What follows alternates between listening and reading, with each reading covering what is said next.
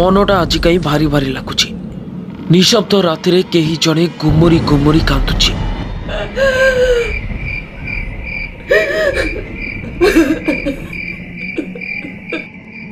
गाढ़ अंधार को चिरी स्वर तार भासी भासी परिवेश को आहरी भयावह सृष्टि करुला। ऑफिस काम सारी यही बाटर ही सबु बेले जीवा आसिबा करे रजत। हेले एमिति भय से केबे भी पाइनी। एक अजणा आतंक जेमिति भीतरु सिहिरी उठुला रजत। जेतिकी पाख हेउथाए से स्वर आहुरी भयंकर भावरे कान को शुभुथाए।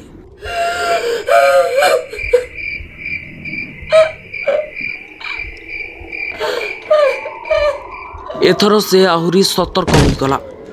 एक आसन्न विपद जे ता आड़कू अग्रसर हेउछि ताहा बुझिबाकू आउ डेरी नथिला। से गाड़ीर स्पीड को आहुरी बढ़ाई दे केमिति ए निछाटिया जंगल को पार हेबो केवल सेई कथा ही भाभी चलीथिला। सेपटे ता घर को फेरिबा विलंब देखि सुमित्रा व्यस्त होउथिबो।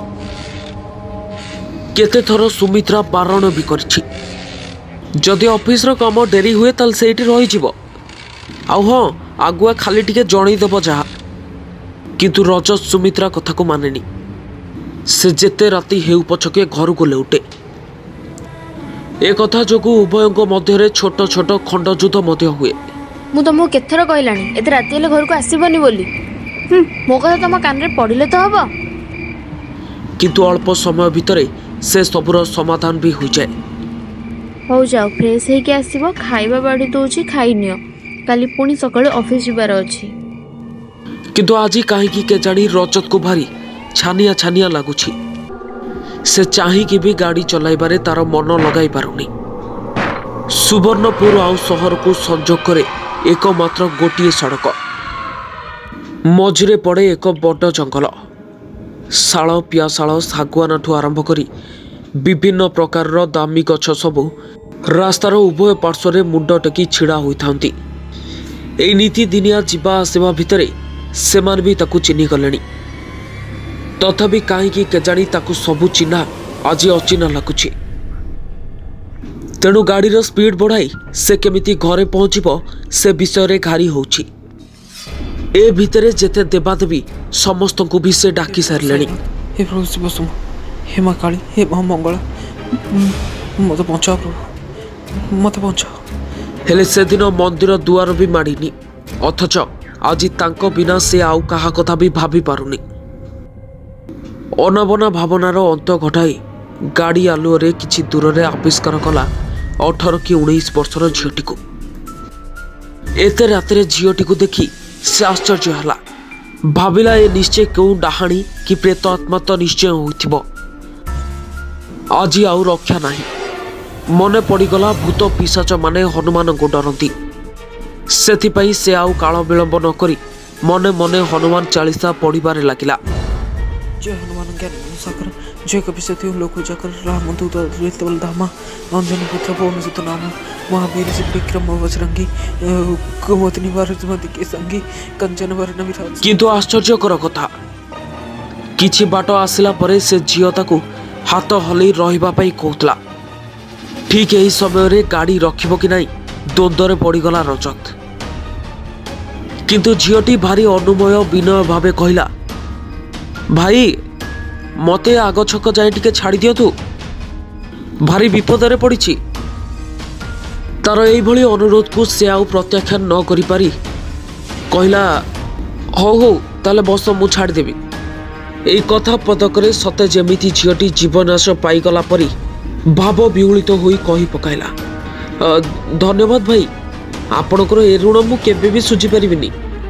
या परे झीटी तरबर होई गाड़ी रे बसी पड़ला। आउ गाड़ी स्टार्ट करी रजत आग को बढ़िला। शीत एबे धीरे धीरे बढ़िबार लागिछि। बोधुए झीटी को ठंडा लागुथिबो। एई कथा भाबु भाबु ता मनरे एक प्रश्न आसिला। एते रातिरे एक घंच जंगल भितरे झीटी एकुटिया काहेकि आसिथिला? आउ एई कथा भाबी रजत से समय रे एते भयभीत होइथिला जे ए सबु कथा पचारिबा पई ता मुंडरे पसि नथिला। भाविला एबे पचारि नेबो। असुविधा कौन? तथापि अजणा झीटी काले खराब भाव से थमथम हो रजत पचारा भौणी तमे एते रात्रे जंगल को कहीं आउ किपरि आसिल एक कथा शुणी झीटी कहला भाई मो ना रीमा ए सहरर गोटे कॉलेज रे मु पाठ पढ़े घरे मोर माँ आउ सान भौणीटी मोर पाठ पढ़ा उपरे निर्भर करे मोर परिवार आउ आगत भविष्यत मो माँ रो गोटे स्वप्न पाठ पढ़ी भल चाकरी करी आउ गाँव समस्तों सह से लड़ी सहर पठेइचिबा पढ़िबा पई कहीं आम गाँ लोक मैंने झील मान पढ़ापढ़ी को नापसंद करती से माँ मते लुचेई पठेइछे सहर एक कथा शुणी रजत भारी खुशी होईगला आउ पचारला हेले तमे एठी कहीं ये जंगलटा जमा भल नुहे आउ तम मानक परी झील के जगह तो जमा सुरक्षित नुहे ठीक सही समय रे झीटी भो भो होई कांति पकाइला कहला भाई एठिकी मु मो इच्छा आसीनी से माने मते नहीं आसीथिले जोर करी एक कथा शुणी रजत चमकी पड़िला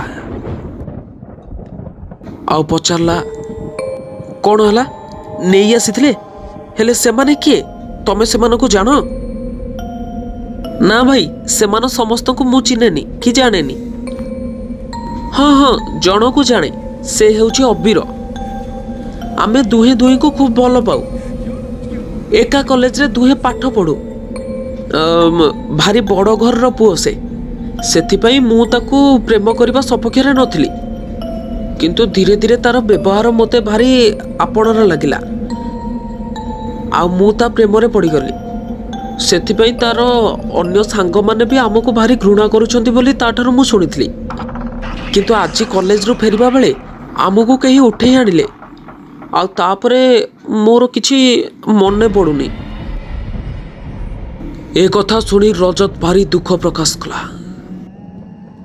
ए भितरे से माने जंगल रास्ता पार हुई गाँ रास्ता धरला बेलू झीटी कहला भाई मते आपण एठी छाड़ी दियंतु मु चली जीवी ता कथा शुणी रजत कहला अरे ए अजणा जगारू राति कुआड़े जीव मो सहित मो घर को चल आज रातिटा आम घरे निरापद रहिबो आ काली सकाळू मु तुमको कॉलेज रे छाड़ी देबी किंतु रीमा बिल्कुल ता कथारे राजी नथला सेतिपई ताकू बाध्य न करी रजत ता बाटरे घर को फेरीगला दिन जाकर कार्य चाप आ रातिर ई घटना जोगु ता मुंड भाराक्रांत होई पड़थिला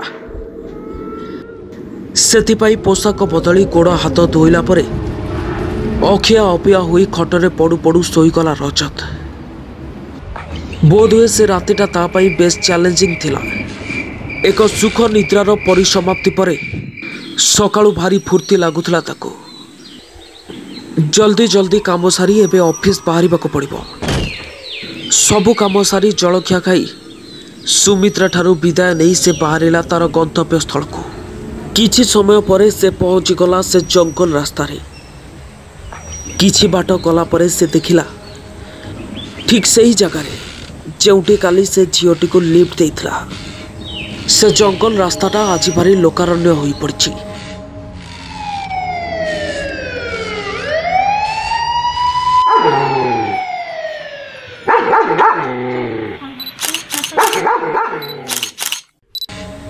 पुलिस गाड़ी मीडिया संतानी कुकुर तन्न तन्न करी खोजी चली ए सबु देखी रास्ता कड़े गाड़ी थोईदे सेठारे थिबा लोकों को रजत पचारला एठी कौन होईची आउ जंगल भितर एते लोक गहली भितरु जने उत्तर देला गोटे झील दी कि 3 दिन हला मरी पड़ी आउ मुहटा को तार चिन्हिबा भारी कष्ट किए से एमिति करिछि के जानी नृशंस भाव में बलात्कार परे ता मुहटा को पूरा पत्थर रे छेची देइछि ए सबु कथा सुनी रजत से स्थान रु बाहरी आसिला बेले